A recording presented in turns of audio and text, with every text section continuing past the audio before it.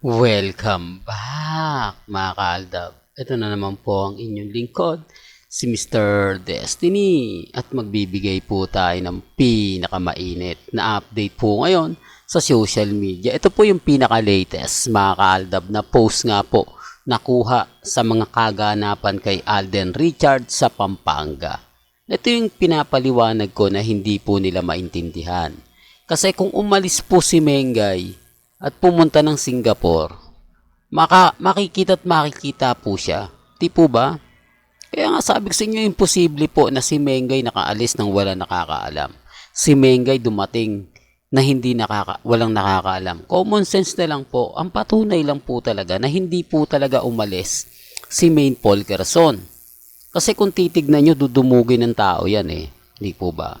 At eto po yung mga post na talagang iinis at talagang galit na naman po sa atin. Yung mga akbay na hindi po talaga natin nakita kay Congressman Arjo at kay Mengay. Para lang klaro, para lang po malaking sampal to sa mga taong dumadaan at bumibisita sa channel natin. Hindi naman po ako namimilit. Sabi ko nga po sa inyo, sa channel ni Mr. Destiny, wala naman pong pilitan. Kung ano lang po yung latest, kung ano lang po yung trending, doon lang po ako. Sa mga magsasabi at magre-react, nire-respeto ko po kayo at ginagalang. Sabi ko nga po sa inyo dito po sa channel ni Mr. Destiny, kung ano lang po yung latest, kung ano lang po yung trending, doon lang po ako. Sa mga magsasabi na, oh, fake news yan, lahat ng sinasabi ni Mr. Destiny, hindi yan totoo. Okay lang po yan. Kasi alam ko naman po na ito yung sa totoo lang po mga kaaldab, napakaraming ganap, napakaraming update na kung saan titignan nyo naman po mga kaaldab, talaga mapapaisip po kayo. Di po ba? Sinasabi ko lang po ito para lang po sa kaalaman ng lahat, lalo na po sa mga taong dumadaan at bumibisita sa channel natin. Sa mga nagsasabi na fake news ako, sa mga nagsasabing hindi totoo yung sinasabi ko, okay lang po yan. Alam ko naman po na ganyan po talaga yung mga sasabihin po nila. For the record lang po sa mga dumadaan po at sa mga nagsasabing bakit daw po ako ang naiinip na mabuntis si Maine kay Congressman Arjo. Bakit daw po ako yung gigil na magkaroon na ng relasyon si Congressman Arjo at si Mengay. Di po ba? Sabi ko nga po sa inyo mga kaaldab, mahirap po talagang magpaliwanag. Mahirap po talagang magkomento. Di po ba? Tapos sasabihin nila, hindi Mr. Destiny, fake news yan. Hindi totoo yan. Okay lang po yun. Sabi ko nga po sa inyo, may mga bagay-bagay po na dito ko lang po sasabihin sa inyo. Dito ko lang po ikukwento po sa inyo. Unang-una, hindi po ako nagmamadali. At bakit naman po ako magmamadali?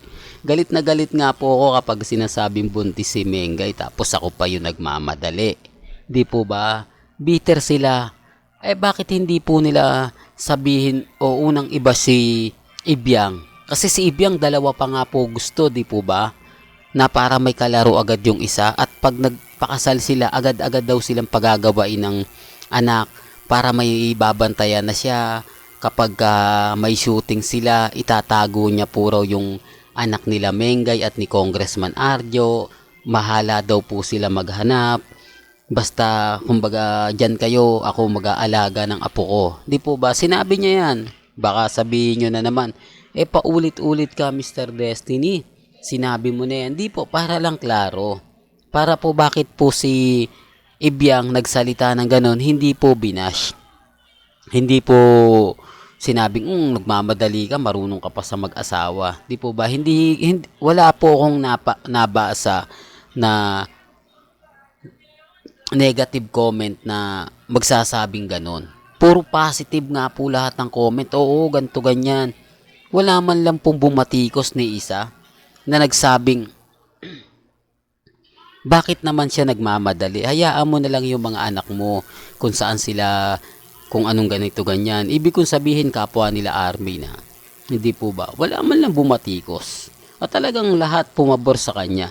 Pero ako yung nagsalita lang na hindi pa pala o wala pa palang planong magkaanak, bakit nagplano sila mag-asawa? Di po ba? Doon po talaga ramdam mo yung affected nila. At eto pa, eto marami makaka-relate nito. Alam ko marami nasaktan, hindi lang ako. Kumbaga, yung mga mamis nasaktan din dito. Kung matatandaan niyo po, buwan ng August, bali-balita ng buntis si Mengay.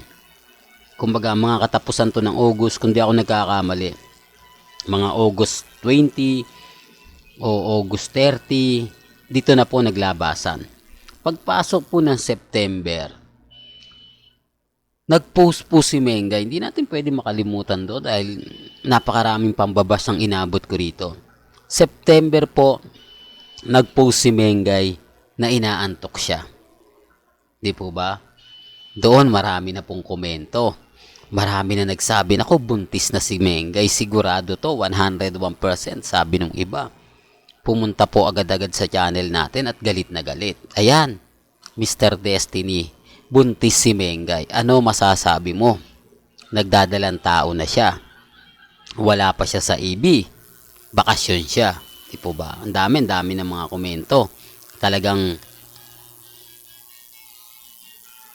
katakot-takot na pangiinsulto, pangiinis yung nakuha ko. Pero hindi ako nagpakita ng pagkatalo, bagkus kumbaga hinayaan ko lang. Marami na mga mami ang pumunta sa akin. Ayan, Mr. Destiny, move on na tayo. Buntis si Mengay, tanggapin na lang natin yung katotohanan. Kapwa ko Aldab Nation yun, mga mamis na nagsabi. Kasi syempre, sino nga po ba yung hindi maniniwala? Alam naman po natin sa isang babae, yung mga sintomas na mga ganyan, di po ba?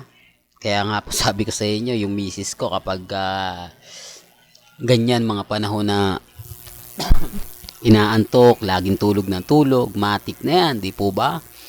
Pero kumbaga hinayaan ko lang. Sabi ko nga po, kampante lang kayo, relax lang kayo, chill lang tayo. Ako nga, kumbaga parang ako na yung nagsasabi para hindi sila mapanghinaan ng loob. Pero sa akin, masakit yon.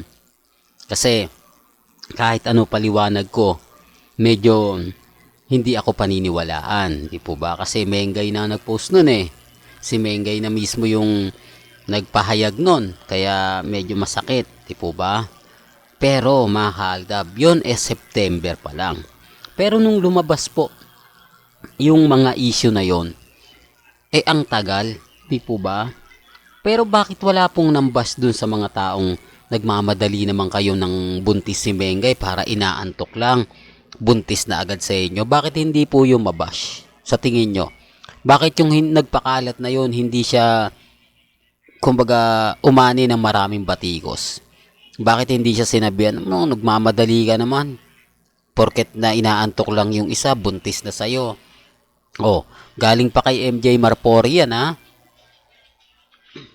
Kaya nga po yun yung pinambasag niya sa mga Aldab Kaya nga po yung sinabi niya kasi doon po talaga nagsimula.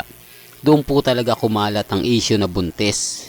Pero wala akong narinig na nagmamadali kayo. Hayaan nyo yung mabuntis si Mengay. Total may congressman na yan. Tapos minamadali nyo. Wala po akong nakitang pambabatikos. Pero ako, yung nagsalita, grabe yung pambabatikos sa akin. Yung ako nagsabi na wala pang plano si Congressman Arjo, lahat sila guilty. Kumbaga lahat sila nagre-react sa akin. Bakit daw po ako nagmamadali? Darating daw po yung point na magkakaroon din sila ng anak. Di po ba? Yan ang sinasabi ko. Pag sila pwede, pag ako bawal. Pag sila okay, pag ako hindi. Ganun po sila kabiter sa akin. Di ba? Para lang klaro. Para lang po sa kaalaman po ninyo. Ganyan po sila ka-desperado para lang pabagsakin ang Aldab Nation. Well, hanggang dito na lang po yung updates natin, mga ka-Aldab, ha? Kaya kung gusto nyo pa po ng pinaka-latest at sariwang update, abay tumutok lang po kayo dito po sa channel ni Mr. Destiny para updated po kayo sa mga latest at sa mga bagong video po na ilalabas po natin maya-maya lang.